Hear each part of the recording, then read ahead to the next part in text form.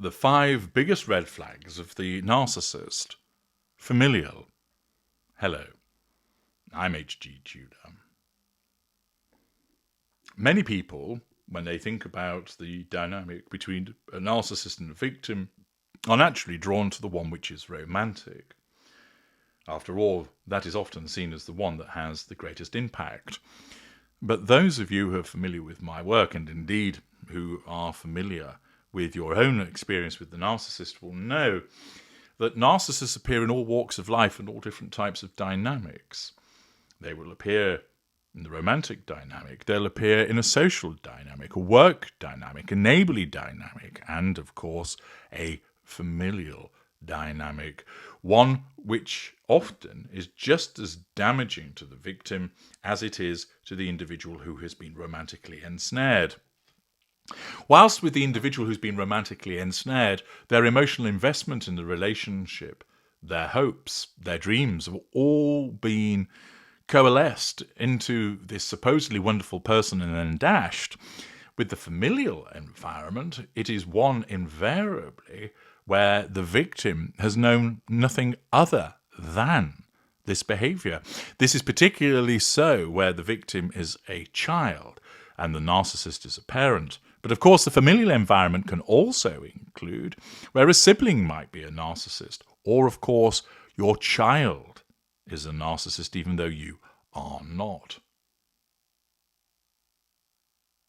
I've spoken about the red flags that can be seen in relation to romantic relationships, and my book, Red Flag, expands on that in detail, providing you with 50 red flags that you ought to have regard to.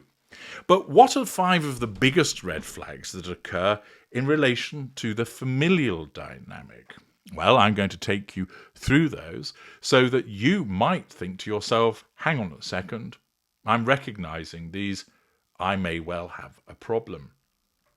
Remember that in order to make a determination that you're dealing with a narcissist, you need to examine the behavior as against certain key indicators over a sustained period of time. Everybody has the capacity to behave like a narcissist, even though they might not be one. This is because of the impact of an external stressor on the behavior of that individual. Therefore, just because somebody might, for instance, have not turned up to an event they said that they would attend, i.e. they've in effect ghosted you, that doesn't make them a narcissist. It's simply an indicator. You need to look at the behavior over a sustained period of time. And similarly, in relation to these red flags, they are indicators that you may well be dealing with a familial narcissist, admittedly significant indicators, but you need to look at the behavior over a period of time to look for repeated instances of this behavior to make a determination as opposed to an indication.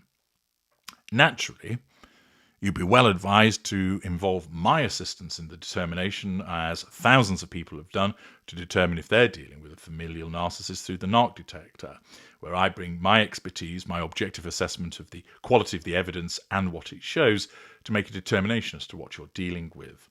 You can obtain that from the Knowledge Vault link in the video description. But turning now to the 5 largest indicators that you may well be dealing with a familial narcissist, the red flags that are flying. The first is the use of guilt. Guilt can be used by any narcissist, but it's particularly prevalent when it comes from a familial narcissist because in the way that a romantic narcissist would use guilt in the sense of, you do it if you really loved me, the familial narcissist uses guilt based upon family association. We're family. You ought to do this. We're family. You shouldn't behave that way. Well, because we're family, you ought to come to this gathering at Thanksgiving. Because we're family, you need to ensure that you purchase that present. The fact that there is a family association is used against you to make you feel guilty. Whether you are the parent, whether you are the child, whether you're the sibling, the grandchild, whatever it might be, The relevant narcissist uses the fact that there is a familial connection between you and them to make you feel guilty. Guilt is one aspect which is often motivated by emotional thinking on the part of the victim, which causes them to feel that they can't impose a no-contact regime in relation to that family member. I can't go no contact, she's my mother. How can I impose no contact on my child when they're an adult? I just feel so bad for doing so. Understand, the narcissist invariably subconsciously relies upon your sense of guilt, the corruption of your empathic state of honesty, so that you can be controlled, that you can have fuel drawn from you. Because you will do that because the narcissist has used the concept of a link between you and the narcissist by virtue of a familial connection to make you feel bad for not doing it. Accordingly, the fact that you are family is used against you to make you feel guilty. Naturally, I explain to people that logically you should not experience any guilt because you shouldn't look at that individual as a family member. Once you've established that they are a narcissist, you should look at them as being a narcissist, and therefore you don't owe them an obligation. This guilt, of course, is not only used against you by the narcissists themselves in terms of making you feel bad about how they feel, but also it's used in relation to how members of the wider family might view you. For instance, if you fail to go and visit your mother at Christmas time, that there'll be disapproval that comes from other family members making you feel guilty. Thus, repeatedly using a sensation of guilt against you where it ought not to be done, particularly where you've got valid reasons why you might not do something, is a significant indicator that a narcissist is at work in a familial environment. The second red flag is triangulation. You can be triangulated with an event, with an object, and with a person. Sometimes it can be benign, where you're compared favourably with another person. Sometimes it's malign, where you're considered unfavourably. And triangulation is a common narcissistic manipulation by the familial narcissist, whereby, for instance, they will say, well, your brother's coming, so I don't see why you can't. Or, why can't you be more like your sister? She doesn't cause us any problems. Or, your father will be upset if you don't come. Triangulation with a dose of guilt also. Where you find yourself being repeatedly triangulated with other family members by a particular family member, whether benignly, for instance, you're being repeatedly seen in a favourable light when compared against them, or more usually, where you're compared unfavourably, this is a red flag that's flying. Again, look for it happening repeatedly, where there is a comparison of circumstance and behaviour with other family members. The third is scapegoating. If you find that you are referenced essentially as the black sheep of the family, that no matter what you do, you're criticised, put down, and this can also link into triangulation, where you are always and repeatedly unfavourably compared with your brother's achievements, with your sister's behaviour, where you are told that you're not good enough, where you do something similar to another family member, they're lauded and you're criticised, or that you're not appreciated, that what you've achieved goes unnoticed, whereas what they've done is lauded and praised, where you find yourself the butt of blame again and again and again. The scapegoating by that particular family member is a strong narcissistic indicator. The fact is that here, you've been painted black by the narcissism of the narcissist, which means that no matter what you do, your behaviour is seen through the lens of being painted black. And it's very difficult for you to shift it. Invariably, it's more likely to be moved by other factors in the fuel matrix rather than you doing anything. The reason being is that no matter how hard you try to be the good son or the good brother or whatever it might be, your behaviour is still viewed through the lens of being painted black. Therefore, no matter how good it is, the narcissist doesn't see it as good, they see it as bad. And instead, it usually takes a seismic shift within the dynamic with other people that causes somebody else to be shunted to scapegoat, and thus you become painted white.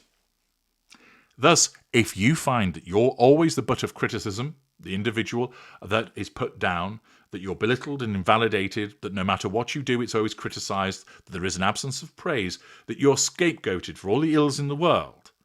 That is a substantial familial indicator that you may well be dealing with a familial narcissist. The fourth biggest red flag of the narcissist in a familial situation is finding yourself as the golden family member. This might be less obvious to you because you don't find it as problematic. You're praised. You are lauded as a shining example of brilliance. In some instances, it may well be merited that you are good at what you do, that you are a credit to the family.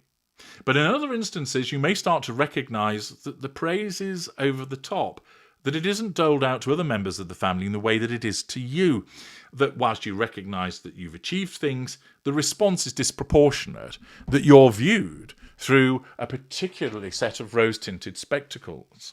Accordingly, heaping praise on you where either it's just not merited to begin with or is excessive, that it is sustained and often, and in particular if you notice that there is a comparison with other family members whereby they don't receive equal treatment, the fact that you are being cast as the golden family member, whether it's a golden child, golden sibling, golden parent, whatever it might be, is another indicator. The fifth biggest red flag of the narcissistic dynamic using a family narcissist is the concept of I know best. Because this person is a family member, that means that they apparently have your best interests at heart. Whether it's a mother or father, a sibling or a child, the narcissist uses the familial connection to say, I know you better than yourself. I know what you need. I know best what works for you. I've known you for years. I've been close to you, intimate, not necessarily in a sexual way, but simply by virtue of having access to this person's lives, seeing them away from the public eye. And where that individual repeatedly tells you that they know what's best for you, i.e., they're telling you that they know you better than yourself, that they know what you should do, that they try and make decisions for you, that they repeatedly counsel you on what you ought to do. That attitude of I know best, born out of the familial connection, is another indicator, another red flag that you may well be dealing with a familial narcissist. Thus, guilt, triangulation, scapegoating, golden family member, and I know best are the 5 largest red flags to show that there is a familial narcissist in your midst. I'm H.G. Tudor. Thank you for listening.